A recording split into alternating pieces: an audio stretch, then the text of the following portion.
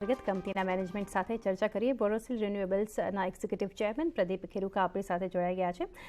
Pradeep sir, good afternoon, स्वागत है आपका शो पर. और सबसे पहले सर शुरुआत करेंगे जो नंबर्स के साथ. एक Q1 के हम रिजल्ट्स में भी एक वीकनेस यहाँ से देख रहे हैं.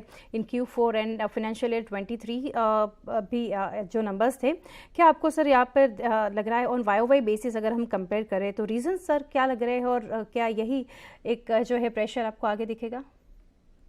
देखिए जी, अभी मेन प्रेशर तो चाइना से इंपोर्ट्स का है। वहाँ पे जो इनपुट है, इनपुट कॉस्ट में तो करीब 65% की बढ़ोतरी हुई है पिछले साल, और सेलिंग प्राइस में 25% की घटौती हुई है। इसका मतलब ये है, साफ जाहिर है कि उनके कंपनियों को बहुत काफ़ी सपोर्ट मिल रहा है उनके गवर्नमेंट से, सब्सिडीज़ वगैरह मिल रही हैं, जिसकी वजह से वो दाम बहुत घटा के हमारे यहाँ बेच रहे हैं।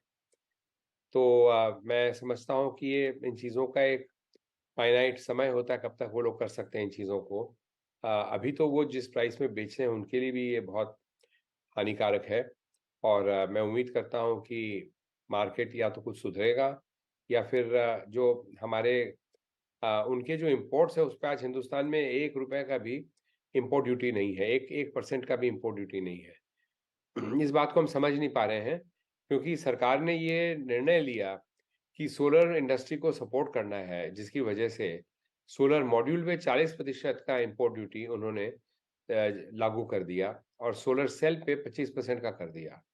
सोलर ग्लास जो है, ये तीसरा बहुत बड़ा कंपोनेंट होता है जो कि सोलर मॉड्यूल के अंदर में जाता है, जिसके बगैर सोलर मॉड्यूल बन ही नहीं सकता है। इसको इन्होंने ड्यूटी फ्री कर दिया। इसका तो कहीं कोई गलती हुई है पॉलिसी में? यदि पॉलिसी है अपने सोलर इंडस्ट्री को सपोर्ट करने की, तो सब जगह होनी चाहिए।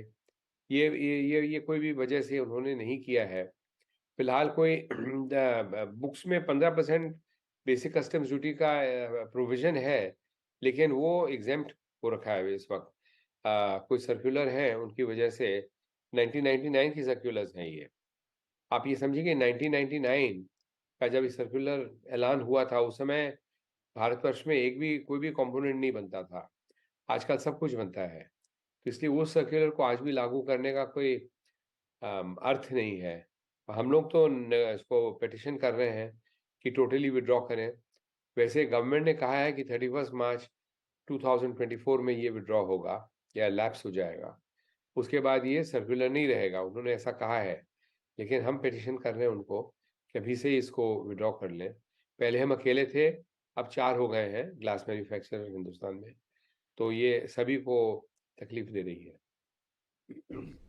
जी, डेफिनेटली सर. सर, नेक्स्ट जानना चाहेंगे, डिमांड जो है काफ़ी स्टेबल है और बढ़ भी रही है यहाँ से. तो करंट मार्केट शेयर जो है, इसके ऊपर आप क्या कहना चाहेंगे? स्ट्रेटेजी क्या रहेगी टू मेंटेन और टू गेन मार्केट शेयर? साथ ही जो कि मार्जिन्स को मेंटेन करने के साथ, डिफेंड करने के साथ कैसे करेंगे ये स्ट्रेटेजी आप? देखिए जी, मार्केट शेयर का जहाँ तक सवाल उठता है, हम लोग हरदम करीब 30% माल एक्सपोर्ट करने का प्रयत्न करते हैं। एक्सपोर्ट करना बहुत ज़रूरी होता है, क्योंकि इसकी वजह से इंटरनेशनल मार्केट में क्या ट्रेंड्स चल रही हैं, इसके बारे में मुझे मालूम पड़ जाता है। अब रही बात ये कि जो तो ये पहले हम 450 टन कर रहे थे, उस समय भी 30% था। अब 1000 टन करने लगे हैं तो भी 30% है। तो वो उसमें चेंज नहीं हुआ है। बाकी का मार्केट शेयर में कोई प्रॉब्लम नहीं है। अभी माल हमारा पूरा बिक रहा है, काफ़ी डिमांड है। और इसका स्ट्रैटेजी तो देखिए, 2-3 स्ट्रैटेजीज़ हैं। एक स्ट्रैटेजी जो सबसे प्रथम है, वो तो ये है कि गवर्नमेंट को हम ये बात बार-बार कह रहे हैं कि आपका ये आपके प्रोसेस में एनोमली है। आपने ग्लास के ऊपर में ड्यूटी को एग्ज़ेम्प्ट कर रखा है, ये आपको एग्ज़ेम्पशन को विथड्रॉ करना चाहिए इमीडिएटली। एक तो ये है। इसके अलावा जो हमारी एफिशिएंसीज़ हैं, प्रोडक्शन एफिशिएंसीज़, ये अभी ग्रेजुअली हम इसको स्टेबलाइज़ कर रहे हैं। देखिए, ये सोलर ग्लास बनाना बहुत आसान नहीं है। बहुत लोग इसके लिए ट्राई कर चुके हैं, और सब लोगों से होता भी नहीं है। इसके लिए इसको जो अब हमने नया फर्नेस जो बनाया है, इसके फुल पोटेंशियल में आने में शायद 3 महीना, 4 महीना, 6 महीने लग सकते हैं। तो ये अगर प्रोडक्शन मैक्सिमाइज़ होगा, तो उससे डेफ़िनेटली कॉस्ट हमारा घटेगा। कॉस्ट घटने से उसका प्रॉफ़िट मार्जिन सुधरेगा। इन सब चीज़ों के बीच में मैं कहूँगा कि जो अभी क्वार्टर गया है इसमें 23% EBITDA का मार्जिन हमारे पास था। तो ये क्यों है? ये इसलिए है क्योंकि हम लोगों ने अपना जो कॉस्ट ऑफ प्रोडक्शन है, इसके ऊपर बहुत बड़ा कंट्रोल कर रखा है और इसकी वजह से इतने एडवर्स सर्कमस्टेंसेस में भी हम लॉस में नहीं हैं। जी। Pradeep sir, SG4 ramp up के ऊपर आप कुछ कमेंट्स करना चाहेंगे? अंडर कंस्ट्रक्शन कैपेसिटी जो है, टाइमलाइन, कैपेक्स एटसेट्रा के ऊपर आपका क्या यहाँ से कमेंट रहेगा? 1100 टन का फर्नेस है, इसके लिए हमारी तरफ से पूरी तैयारी है। सारे प्लान्स, ड्राइंग्स, उसका जो भी सामान किससे खरीदेंगे, क्या करेंगे, सब चीज़ों की तैयारी है। लेकिन अभी जो फाइनेंशियल सिचुएशन हो रहा है, फाइनेंशियल जो रिटर्न ऑन इन्वेस्टमेंट है, ये थोड़ा-सा वीक नज़र आते हुए हम इंतज़ार कर रहे हैं कि कुछ समय निकले। कुछ समय निकलेगा तो कुछ और सामने बात क्लियर हो जाएगी। क्लियर होने से मैं उम्मीद करता हूँ कि इसका समय आएगा। वैसे हमारे लिए जो कॉस्ट पड़ेगा 1100 टन का फर्नेस बनाने का, ये कोई और अगर बनाने जाता है, उसे बहुत कम पड़ेगा। क्योंकि हमारे पास बहुत सारी चीज़ें हैं, जिसमें हमने ऑलरेडी इन्वेस्टमेंट किया हुआ है। तो हमारे एक्स्ट्रा कॉस्ट रिलेटिवली बहुत कम लगेगा। तो हम एडवांटेजेस पोज़ीशन में हैं। जी। नेक्स्ट बात करेंगे सर, करंट कैपेसिटी यूटिलाइजेशन और साथ ही any chance of government putting up any duties जो कि लास्ट टाइम डिनाई किया था, और can we expect volume uplift? Volume uplift, we will be striving for volume uplift. So I hope that there will be some volume uplift, maybe 10% or so in the coming months. That we are going to be aiming for that. So I hope that comes up. If it comes up, that will improve our working then compared to what it is now. Okay. साथ ही Pradeep sir, German opportunities जो है कि solar module manufacturing को लेकर, क्या आप इसमें participate करेंगे और क्या टारगेट लेकर चलेंगे?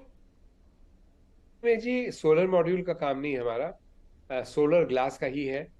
वहाँ पे पूरे यूरोपियन यूनियन में एक ही फैक्ट्री है मात्र, जो कि जर्मनी में लोकेटेड है। वो 300 टन बनाया करती थी। हम इसको लिए पिछले साल अक्टूबर में। अभी ये कोल्ड रिपेयर में गई कंपनी मार्च महीने में। उसके बाद में नया फर्नेस को रिपेयर होने के बाद में ये मई महीने में प्रोडक्शन में आया है।